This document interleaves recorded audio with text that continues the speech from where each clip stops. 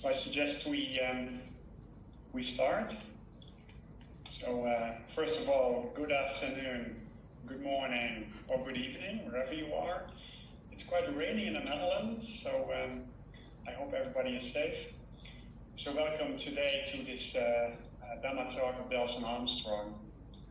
And starting today, we are planning to have a weekly Dhamma talk at this time on Sunday. And this first Dhamma talk will be covering the Sutta from the Majjhima Nikaya, number 117, which is the Great 40, covering the factors supporting the Eightfold Path. And the schedule for today will start with Delson reading out the Sutta. And this will last approximately 20 minutes. And then he will give an explanation, which will last another 20 minutes. Before we will open up for questions and answers. That's roughly the last 20 minutes of this call. So it should last approximately 1 hour. And before we end the call, we will share merits together. We'll show up a slide on the screen. And Whit has kindly offered to read it out for us. So before I give the word to Delson, 2 practical points. Number 1 is please do keep your microphone muted. I see all of you are muted, so thanks very much for that. And if you have a question during the Q&A, either you can come off mute and ask a question, or you can ask a question in the chat, and then we will ask a question to Delson. It's really up to you, both are fine. And the last point is we will record the call, so that it will be available afterwards on YouTube. So I'll start the recording. And with that, I'd like to give the word to Delson. Thank you, Kun. I hope everyone is having a good morning, good afternoon, good evening, wherever you are in the world.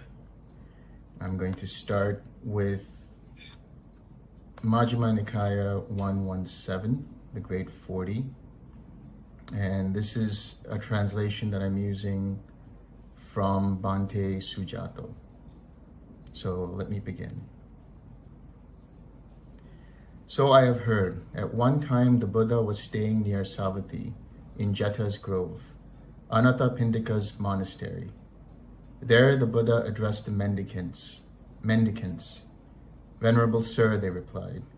The Buddha said this: Mendicants, I will teach you noble right collectedness with its vital conditions and its prerequisites. Listen and pay close attention. I will speak. Yes, sir, they replied. The Buddha said this: And what is noble right collectedness with its vital conditions and its prerequisites?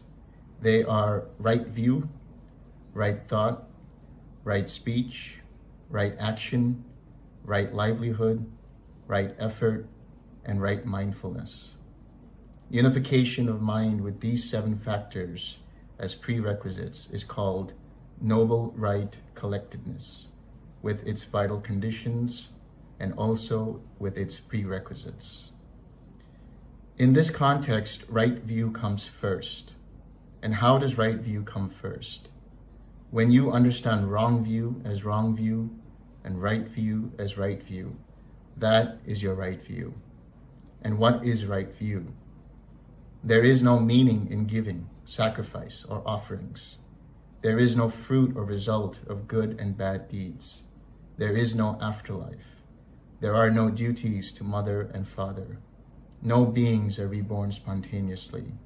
And there is no ascetic or Brahmin who is well attained and practiced, and who describes the afterlife after realizing it with their own insight. This is wrong view. And what is right view? Right view is twofold, I say. There is right view that is accompanied by defilements, has the attributes of good deeds, and ripens in attachment. And there is right view that is noble, undefiled, transcendent, a factor of the path.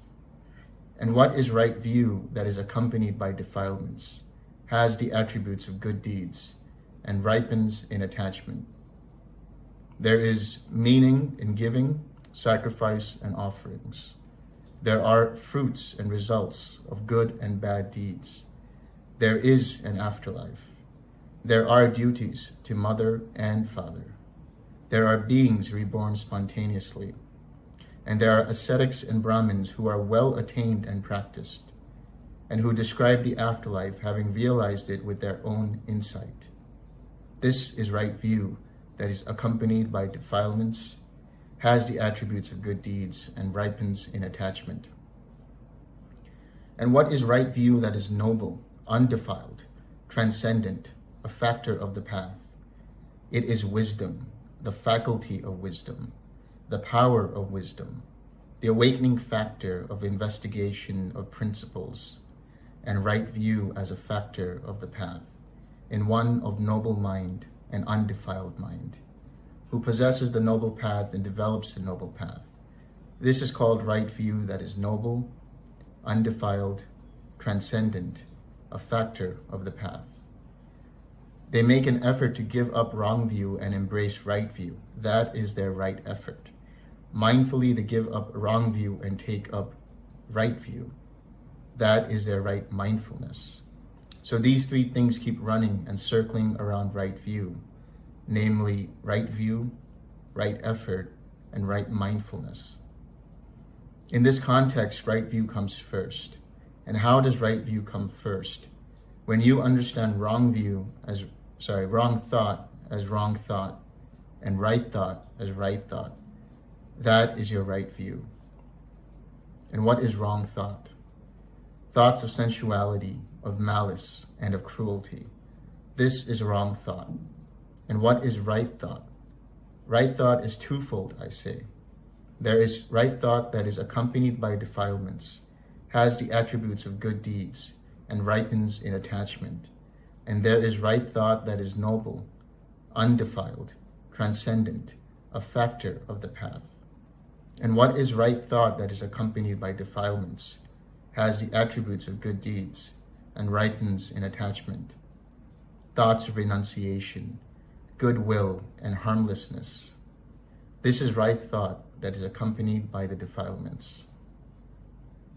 And what is right thought that is noble, undefiled, transcendent, a factor of the path? It is the thinking, the placing of the mind, thought, applying, application, implanting of the mind, the verbal processes in one of noble mind and undefiled mind, who possesses the noble path and develops the noble path. This is right thought that is noble. One makes an effort to give up wrong thought and embraces right thought. That is their right effort. Mindfully, they give up wrong thought and take up right thought. That is their right mindfulness. So these three things keep running and circling around right thought, namely right view, right effort, and right mindfulness. In this context, right view comes first. And how does right view come first? When you understand wrong speech as wrong speech and right speech as right speech, that is your right view. And what is wrong speech? Speech that is false, divisive, harsh, or nonsensical. This is wrong speech. And what is right speech? Right speech is twofold, I say. There is right speech that is accompanied by defilements, has the attributes of good deeds, and ripens in attachment. And there is right speech that is noble, undefiled, transcendent, a factor of the path. And what is right speech that is accompanied by defilements, has the attributes of good deeds, and ripens in attachment? The refraining from lying, divisive speech, harsh speech, and talking nonsense. This is right speech that is accompanied by defilements. And what is right speech that is noble, undefiled, transcendent, a factor of the path? It is the desisting, abstaining, abstinence, and refraining from the four kinds of bad verbal conduct in one of noble mind and undefiled mind, who possesses the noble path and develops the noble path. This is right speech that is noble. One makes an effort to give up wrong speech and embrace right speech. That is their right effort. Mindfully, they give up wrong speech and they take up right speech.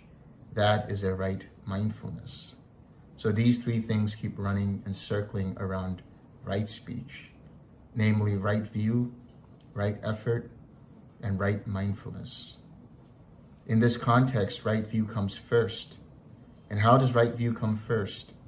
When you understand wrong action as wrong action and right action as right action, that is your right view.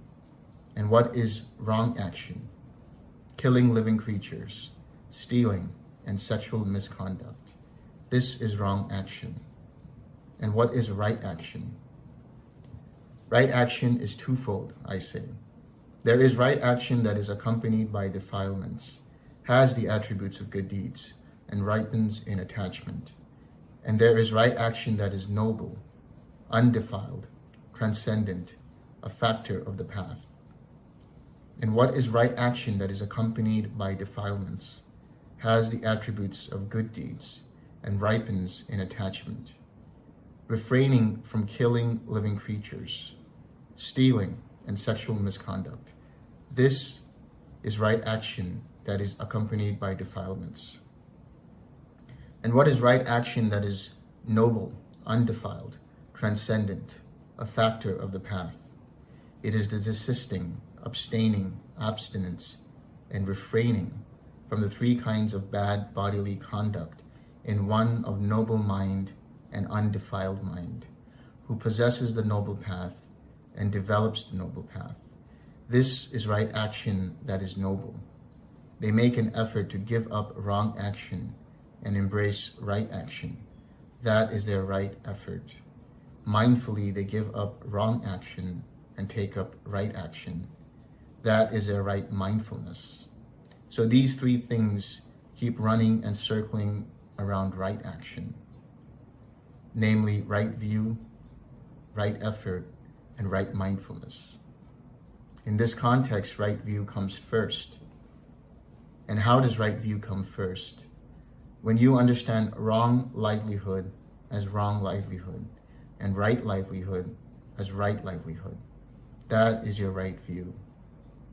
And what is wrong livelihood? Deceit, flattery, hinting and belittling, and using material possessions to pursue other material possessions. This is wrong livelihood. And what is right livelihood? Right livelihood is twofold, I say. There is right livelihood that is accompanied by the defilements, has the attributes of good deeds, and ripens in attachment. And there is right livelihood that is noble, undefiled, transcendent, a factor of the path. And what is right livelihood that is accompanied by the defilements, has the attributes of good deeds, and ripens in attachment. It's when a noble disciple gives up wrong livelihood and earns a living by right livelihood. This is right livelihood that is accompanied by defilements. And what is right livelihood that is noble, undefiled, transcendent, a factor of the path? It's the desisting, abstaining, abstinence, and refraining from wrong livelihood in one of noble mind and undefiled mind, who possesses the noble path and develops the noble path. This is right livelihood that is noble. They make an effort to give up wrong livelihood and embrace right livelihood. That is their right effort. Mindfully, they give up wrong livelihood and take up right livelihood. That is their right mindfulness.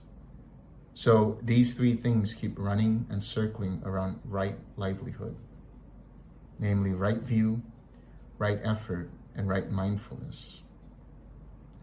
In this context, right view comes first. And how does right view come first? Right view gives rise to right thought. Right thought gives rise to right speech. Right speech gives rise to right action. Right action gives rise to right livelihood. Right livelihood gives rise to right effort. Right effort gives rise to right mindfulness. Right mindfulness gives rise to right collectedness. Right collectedness gives rise to right knowledge. Right knowledge gives rise to right freedom. So the trainee has 8 factors, while the perfected one has 10 factors. And here too, the eradication of many bad, unskillful qualities is fully developed due to right knowledge. In this context, right view comes first. And how does right view come first? For one of right view, wrong view is worn away, and the many bad, unskillful qualities that arise because of wrong view are worn away. And because of right view, many skillful qualities are fully developed. And for one of right thought, wrong thought is worn away. For one of right speech, wrong speech is worn away. And for one of right action, wrong action is worn away. For one of right livelihood, wrong livelihood is worn away. For one of right effort, wrong effort is worn away. And for one of right mindfulness, wrong mindfulness is worn away. For one of right collectedness, wrong collectedness is worn away. For one of right knowledge, wrong knowledge is worn away. And for one of right freedom, wrong freedom is worn away. And the many bad, unskillful qualities that arise because of the wrong path are worn away. And because of the right, noble Eightfold Path, many skillful qualities are fully developed. So there are 20 on the side of the skillful and 20 on the side of the unskillful. This exposition of the teaching on the Great 40 has been rolled forth, and it cannot be rolled back by any ascetic or Brahmin or God or Mara or Brahma or by anyone in the world. If any ascetic or Brahmin imagines they can criticize and reject the exposition of the teaching on the Great 40, they deserve rebuke and criticism on 10 legitimate grounds in the present life. If such a person criticizes right view, they praise and honor the ascetics and Brahmins who have wrong view. If they criticize right thought, they praise and honor the ascetics and Brahmins who have wrong thought. If they criticize right speech, they praise and honor the ascetics and Brahmins who have wrong speech. If they criticize right action, they praise and honor the ascetics and Brahmins who have wrong action. If they criticize right livelihood, they praise and honor the ascetics and Brahmins who have wrong livelihood. If they criticize right effort, they praise and honor the ascetics and Brahmins who have wrong effort. If they criticize right mindfulness, they praise and honor the ascetics and Brahmins who have wrong mindfulness. If they criticize right collectedness, they praise and honor the ascetics and Brahmins who have wrong collectedness. If they criticize right knowledge, they praise and honor the ascetics and Brahmins who have wrong knowledge. If they criticize right freedom, they praise and honor the ascetics and Brahmins who have wrong freedom. If any ascetic or Brahmin imagines they can criticize and reject the exposition of the teaching on the Great 40, they deserve rebuke and criticism on these 10 legitimate grounds in the present life.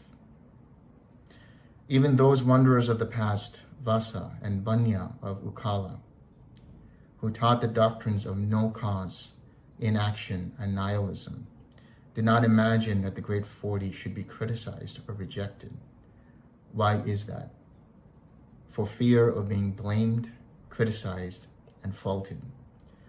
That is what the Buddha said. Satisfied, the mendicants were happy with what the Buddha said.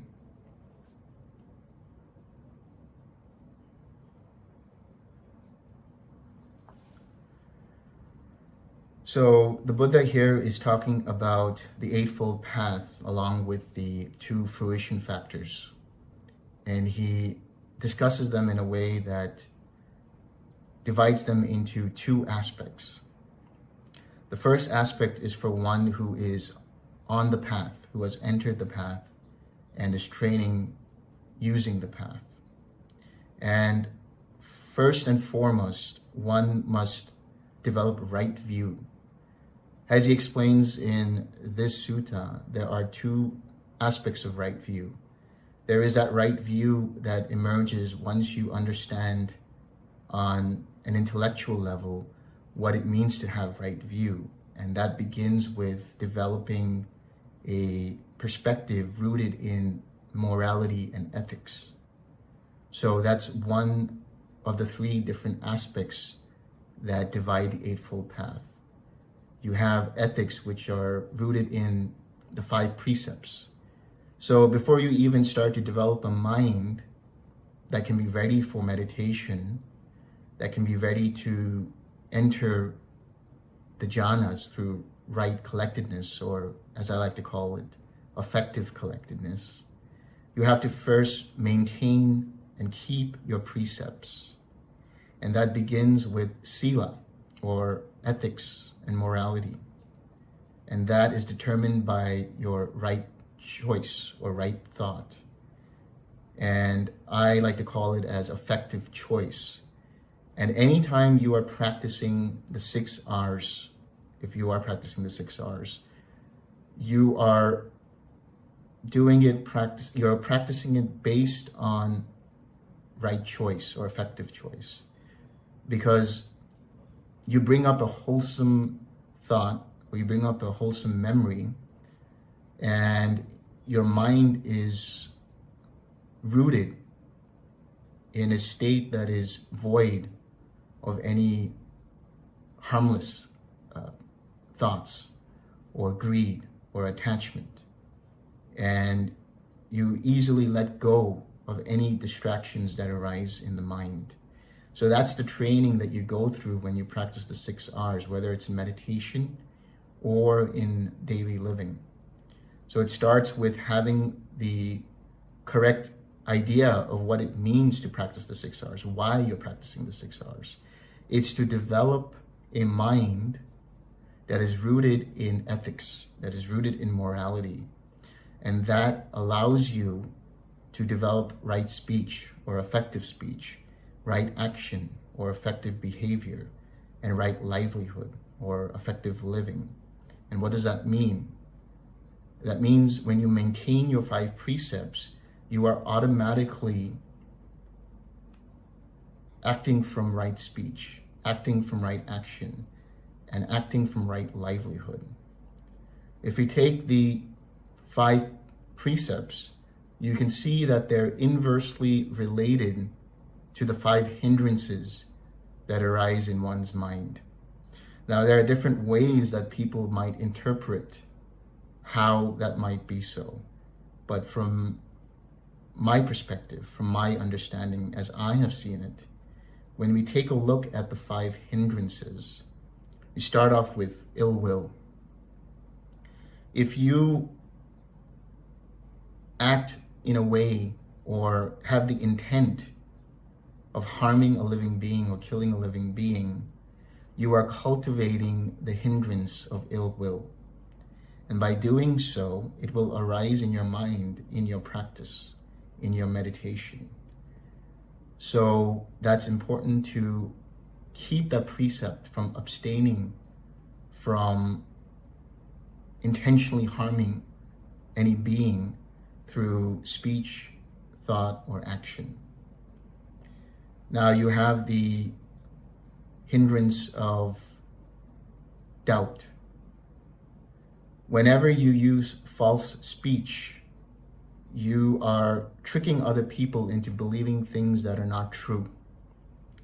And you are starting to create a mind or a mindset that develops doubt in others.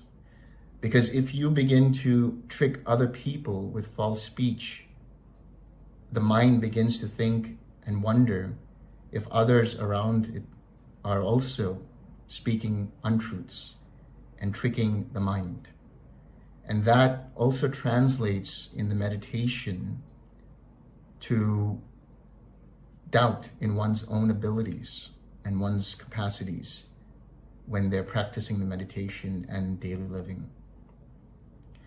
When we look at sensual craving, that's when one, or even sexual misconduct, you are indulging in the five senses, the five physical senses, and that includes sexual misconduct in the sense of indulging in a way that is unwholesome, that creates pain for yourself and for other beings, that is heedless in nature, that creates disturbances in the mind.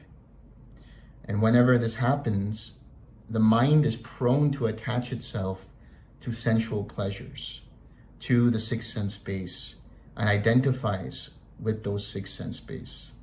And by doing that, you start to cultivate and develop the unwholesome hindrance of sensual craving. Then you have restlessness. That arises from taking what is not given. But by extension, that does not mean just stealing physical possessions. That also means that you start to look for things that are not given. You start to desire or crave credit in terms of something that you may have done and you expect credit for, or you expect more attention from another being, or whatever it might be. It's not just a physical level, but it's also emotional and mental. So anytime you look out for these things and take what is not given, anytime you take credit where it's not due, anytime you look for attention where it's not due, you start to create a restless mind. And of course, when you take possessions from others without asking or without having it been given to you, you start to develop a restless mind from the perspective of conceit. You start to get rooted in the sense of I, me, and mine. And by doing so, you start to get paranoid in the sense that whatever credit that might have been given to you, which you maybe not deserve, you have the paranoia and restlessness that it might be taken away from you. Likewise for attention or any other physical possessions as well. So it's important to be mindful of these things when it comes to not just physical possessions, but how you behave with others in relation to your expectations from others, and making sure that you're not acting out of conceit, but you're responding from a mindful perspective. Then you have sloth and torpor. This is when you indulge in intoxicants. And that doesn't mean just alcohol or drugs or things that might make you feel sleepy. It's also anything related to an overindulgence in, for example, social media, television, the media, news, internet, whatever it might be. And when you do this, even if you're indulging in, say, a stimulant like caffeine, or you overindulge in tea and coffee, you're starting to create an imbalance in your neurotransmitters. That's particularly dopamine and serotonin. And when you do this, what happens is you start to lose a balanced mind. Your mind becomes dull, and it dampens its abilities to be able to be collected in nature. So it's important to be mindful of these things as well and refrain from overindulging in anything that could be considered addictive by nature. So these are the 5 hindrances that one needs to root out by following and keeping and maintaining the 5 precepts. This is related to morality and ethics. Once you have that, then you can start to develop the right effort. Now, in this particular sutta, the Buddha talks about right effort in the way of replacing wrong view with right view, wrong thought with right view, wrong speech with right view, and so on and so forth. And that's also, by extension, the 4 right efforts, or the 4 effective applications, as I like to call them. And first and foremost, that is to prevent any unwholesome qualities of mind to arise. And what that means is, if you are practicing the 6 R's, as soon as you recognize that there is a wholesome quality of mind, as soon as you realize that you have been distracted, you are further preventing any kind of hindrances or disturbances to continue to distract you from your meditation. Then you have the second effective application, or the second right effort, which is to abandon any existing unwholesome qualities of mind. So if you're doing the 6R process, that's releasing and relaxing the craving that arose from that hindrance. You release your attention from that hindrance. And so thereby you abandon any power that that hindrance might have over your mind. You release it, and then you relax the mind and body, the tension that is there in mind and body, and that creates an open, spacious mindset, which is prone towards more wholesome states of mind. So the third right effort, or the third right, or the third effective application, is to bring up wholesome qualities of mind. And how you do that is by bringing up a smile in the 6R process. So if you notice that you've stopped smiling, for example, you come back to bringing up a smile, and then you come back to whatever your object is, whether it's loving kindness, whether it's compassion, whether it's joy or tranquility. That is the wholesome quality of mind that you bring up. And then finally, the fourth effective application, which is to maintain that wholesome quality. And that's done by returning to that object of meditation and continuing to stay with it. And then, of course, repeating if you see that your mind is distracted yet again. So that is the right effort in meditation. But in daily living, it's also the process of seeing in every given moment, what sort of choices are you making? Are the choices rooted in right view? Are they rooted in a view that is wholesome and that is void of any unwholesome states, that is void of greed, that is void of craving, that is void of aversion, that is void of ill will? You have to be mindful. And so that is the other aspect that the Buddha discusses here. He discusses 3 things that churn each aspect of the Eightfold Path. One is right view. Once you understand what right view and wrong view is, and by extension, the other factors of the path, and what are the effective factors of the path, or the right factors of the path, and what are the ineffective factors of the path, or the wrong factors of the path. By doing this, you develop that right view by using right effort to know what is right and wrong in terms of the factors of the path. And then you do this through mindfulness, which is to say that in every given moment, you are paying attention to where your mind is in every given moment. You're paying attention to the kind of choices and intentions that are arising in the mind. So whether that is in thought, action, or speech, the more mindful you are, the better it will be for mind to be able to choose things that are rooted in wholesome qualities of mind, in actions and speech that are rooted in the Eightfold Path.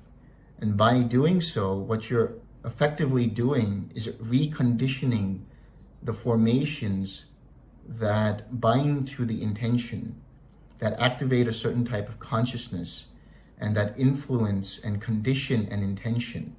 So if you're using right mindfulness in daily living, what you're doing is you're able to see and stop the craving before it even arises. You stop taking personal any sensation or feeling that arises. You stop taking personal any kind of perception that might arise and any kind of contact that might arise. And by doing so, every time you act, speak, or think in a way that is rooted in the Dhamma, that is rooted in the Noble Eightfold Path, you are effectively conditioning those formations and weakening the formations that would influence and condition an intention that would create a choice that might not be wholesome. So if you start to choose the effective path, the effective action in every given moment, you start to strengthen those formations that will give rise to an intention that will allow you to make wholesome choices rooted in the Dhamma, that will then continue to put you on the right path, which is the Eightfold Path. And as you keep doing this, what happens is it becomes an automated process, eventually developing and cultivating and coming to fruition in what is right knowledge and right freedom, or what I like to call it as effective insight and effective release. And the effective insight or right knowledge is the knowledge that the taints are destroyed. And once you know that the taints or the defilements, or in this case I like to call it a virus that infects the software of the mind, and those are the taints or defilements or viruses of craving, of sensual craving, of being, and of ignorance. Once those three are rooted out, then you know that the work is done, and effectively you come to right freedom or effective release. And that is the bliss of Nirvana that you experience. The bliss that you experience after, let's say, a cessation of perception and feeling event, and that Nibbana that arises and that you make contact with the Nibbana element. So there is, as the Buddha says in this discourse, two different aspects to this. So we just covered the morality aspect first, which then develops a mind that is prone to right collectedness, and that is the right samadhi, or the right collectedness, or effective collectedness. And that brings to fruition pragya, or wisdom, or insight, whatever you like to call it. So those are the three different aspects, but he divides them into two, the entire Eightfold Path, and that is to say that there is an Eightfold Path with defilements in one who is still on the path and training the mind, and one who has achieved the goal, who has become an arahant. And by doing so, one who has completed the path has, by rooting out the taints or the defilements or the viruses, is no longer able to act in a way that is not in accordance with the Eightfold Path. In other words, the Eightfold Path becomes the automatic functioning for an arahant. Their thoughts, if any, that arise are rooted in the Brahma Viharas, are rooted in compassion and wisdom and right view. And the ultimate right view that arises when one experiences the fruition, the path and fruition of arahantship, is the right view that is the experiential understanding of the Four Noble Truths, which means that one has understood on an intellectual level what the Four Noble Truths are, has developed the path to be able to realize the Four Noble Truths, and finally sees for themselves what those Four Noble Truths are in every given moment as the links of dependent origination arise, up to the level of feeling and then perception in the case of an arahat.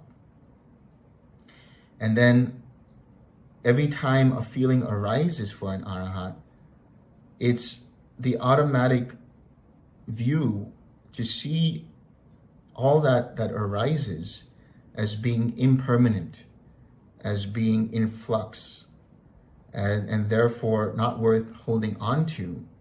And since it's not worth holding on to, it cannot be considered as I, me, or mine. So every time a feeling arises, the arahat doesn't have to let go of the feeling or anything that arises from the feeling. The arahat already understands that that feeling that arises is part of the three characteristics. It is impermanent, and it causes suffering, and it's not self.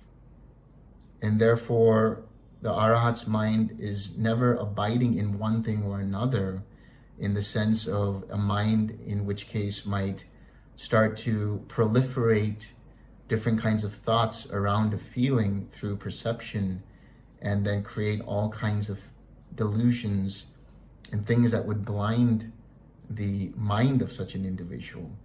The arahat just sees as it is without projecting onto it any conceptualizations, because they have completely realized the Four Noble Truths and understood the three symptoms of reality, or the three characteristics of existence. And so it's important, once again, I'll come back to that, is first develop the practice of keeping the precepts. This is why it's always emphasized to keep the precepts, so that when you go into meditation, when you start practicing right collectedness, and you start experiencing the jhanas, your mind is purified, and your mind is prone to seclusion, is prone towards nibbana, and is undisturbed by any hindrances.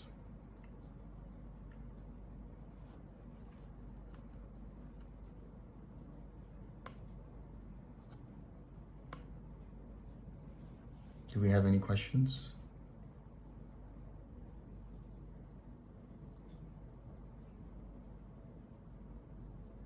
Hello. Yes, I have a question. What about generosity? As far as I know, the Buddha often taught that as even before sila. Yeah. Yeah, generosity is as simple as sharing a smile, for example. Generosity is about being rooted in the Brahmaviharas, always sharing your happiness with others first and foremost, sharing your loving kindness with others first and foremost. So that arises from the right choice or effective choice, which is rooted in a mind that is void of any kind of hatred or greed.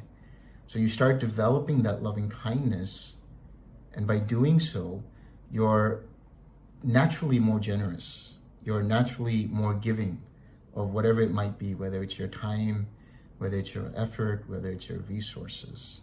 So that also arises from a mind that is grateful. Gratitude is another important aspect. So gratitude and generosity are both important in developing that wholesome mind. Yes, thank you very much. I have one question. Yes.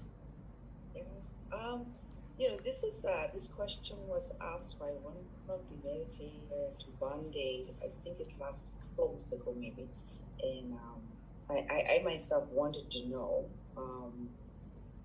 I was born in the Buddhist community, I was, born in Burma, so we grew up with the 5 precepts pretty much, so I wasn't even think about that.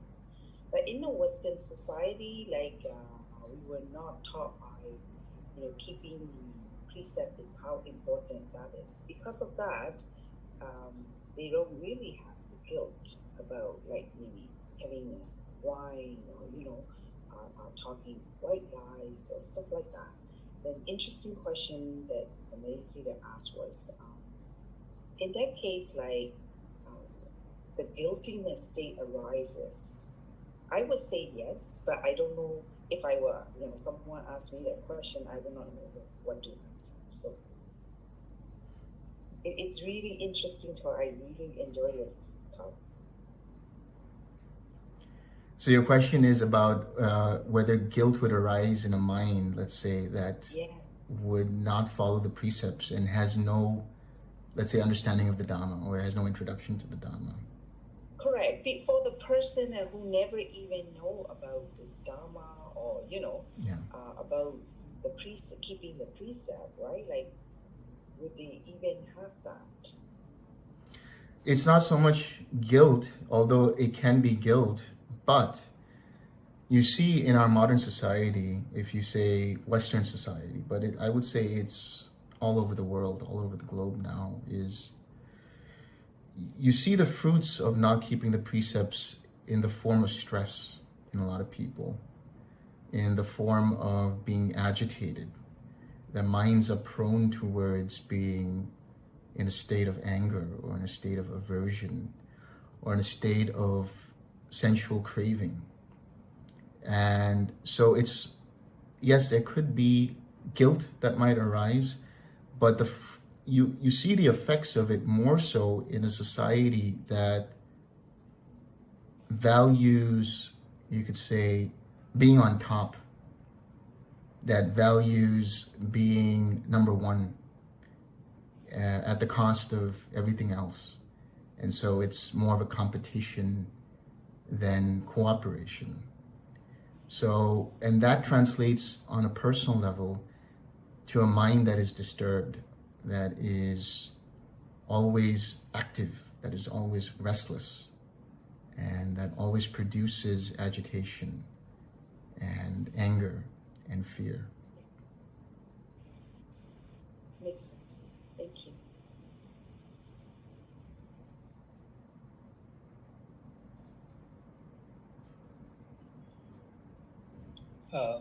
Delson? Yes. If I may, so I would be really happy to put some questions on this path, which there is a normal Eightfold Path and supramundane Eightfold Path. I have seen this. And basically there is no distinction as far as it is concerned, is that the supramundane noble Eightfold Path has to go through the Eightfold Path that consists of morality. Yeah, so that is embedded within the supramundane noble Eightfold Path. So that whatever Arhat does, it has inherently followed the morality aspect, the sila aspect, and there is that's why I just say there is a distinction being made that is partaking of merits affected by the things, and there is a path that is free from all these. Yeah. So this Sutta has made some distinction. Is there any kind of reason why Buddha is kind of making this distinction? To encourage one to develop a mind that is heading towards the supramundane or some sort of noble mind. So yeah, just going through the suttas, why there is a distinction? He's talking about two different beings who are on the path. So a being who has started the path, who is developing the path and cultivating the path. And in such a being, there is still the defilements, there is some aspect of sensual craving. There is still some craving for existence or craving for being. There is still some ignorance. There is still ignorance there. And there is still the fetters that are involved, especially the first, well, the five higher fetters, rather. So especially conceit. And so whatever that being does, they do that from a level of, or a sense of me, a sense of I. So that's where the fruition of karma starts to arise. It's that is rooted in some kind of attachment to good deeds, to developing wholesome activities so that you reap the benefits of those good deeds. And it's only a sense of self that begins to reap those good deeds, that reaps the effects of those good deeds. But in the case of an arahant who has cut off the defilements, who has cut off the taints, they do it without any kind of thought in terms of, I am now, following this precept, for example, or I am now acting in accordance with the Eightfold Path. It's just as you use the word, inherent within the, you could say, quote unquote, personality of an arahant, to be mindful in every given moment and to be situationally aware, where they can act out of the Eightfold Path, act automatically from the Eightfold Path. So there's no thought to it of a sense of I am following it. So the distinction is more about the intention behind following that path.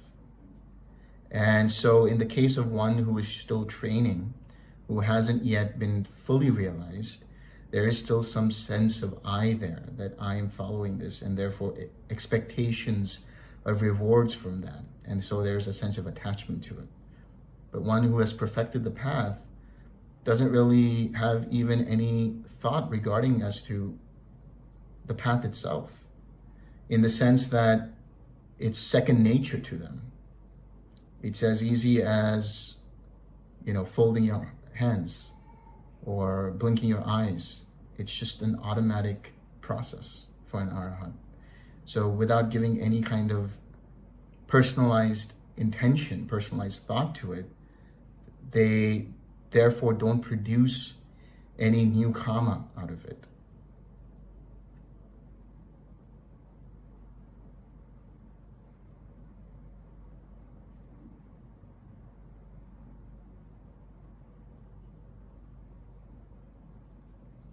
Delson, I have a question. We heard a few words in terms of samadhi as a synopsis for this sutta, and we also heard about connectedness, mindfulness, and immersion. I assume that all those words are being used synonymously, but taking away all of those words, can you just say a few words around just the qualities that we should be cultivating in our mind? Because, sometimes these words could point you to slightly different directions. So I'm wondering if you could elaborate a little bit more on that. Yeah. So first and foremost, especially collectedness, immersion, and samadhi, they're all synonymous in what they're pointing out to. And what they're pointing out to is the entrance into the first four rupa jhanas, and then by extension, the formless jhanas. So the qualities that are developed are basically first having that mindfulness. So you are able to see and be aware of where your mind is at in every given moment. That first helps you create the situation in one's mind to be able to enter into the jhanas. So we'll take, for example, the first jhana. The first jhana has thinking or thought and examination as part of its factors that are involved, and the joy and the bliss and the rapture that arises from it.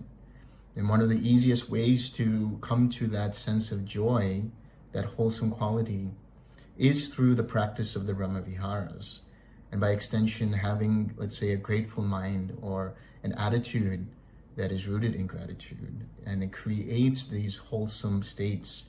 And by being aware of them, by being mindful of them, by using your attention, which is what feeds the mind, which is what the nutriment for the mind is, or for anything that arises. So if you pay attention to more wholesome qualities of mind, they will feed off of that attention, grow, and start to culminate into the first jhana, which is that bliss and that rapture that arises. But that is with thought and thinking and examination. And as you start to let go of that and get into deeper states, you then let go of thinking and examination and are just in bliss and rapture and joy. And then you let go of even that. So there are two aspects to it. One is to create that cultivated, wholesome state, but also having the attitude of renunciation, the attitude of letting go. Now, when I say that, that does not mean you intentionally let go. If a mind is collected in the jhana, if a mind is collected through wholesome thoughts, it is prone to let go naturally.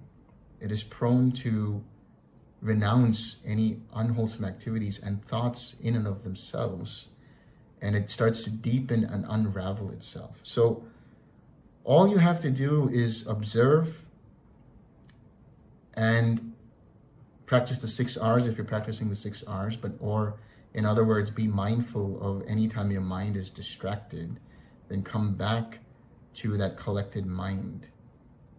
So it's not intending any of these things. It's just allowing mind to naturally rest in that wholesomeness. Once you have generated that wholesomeness, you let the mind just relax into it and just keep observing. And that observing is the mindfulness aspect. That observing is maintaining that attention towards, let's say, that object of meditation. But it's also not done in a way that is forceful.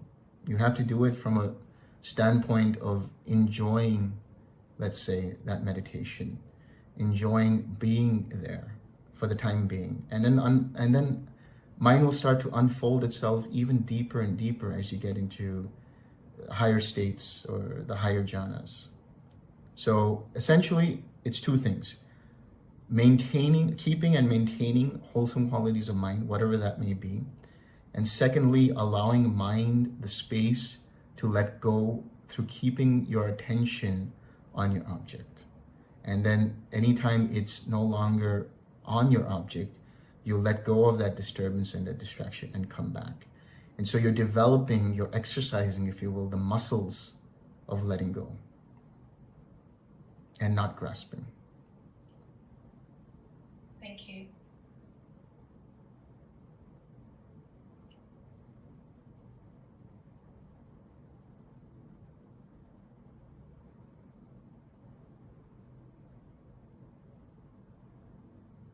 Are there any more questions, or should we share some merit?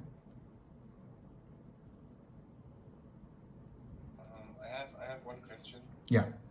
It's about something from the sutta. It's from livelihood, and it's wrong livelihood, and that is pursuing gain with gain. Yeah. What does that mean? So you have to look at it from the perspective of being, let's say, a monk or being a layperson. As a layperson, you can develop your wealth that is rooted in wholesome activities. There's nothing wrong with developing your wealth if it's rooted in wholesome qualities. Whereas for a monk, to use material gain that might arise, essentially that's basically just the 4 requisites that a monk requires. And it's a matter of not using that for purposes other than the needs of the body that are required when you need it for developing your meditation. If you have the intention of using that for anything other than developing the mind and thereby attaining Nibbana, it would be unwholesome. It would be wrong for a monk to do that. Yes, yes, thank you very much. Yes, makes sense.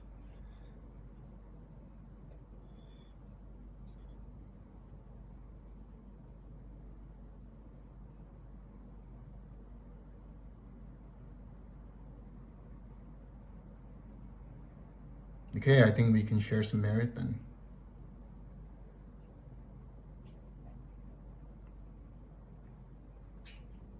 Okay, we will show a slide so everyone can join in. May suffering ones be suffering free, and the fear-struck fearless be. May the grieving shed all grief, and may all beings find relief. May all beings share this merit that we have thus acquired for the acquisitions of all kinds of happiness. May being inhabiting space and earth, Devas and Nagas of mighty power share this merit of ours. May they long protect the Buddha's dispensation. Sādhu, Sādhu, Sādhu.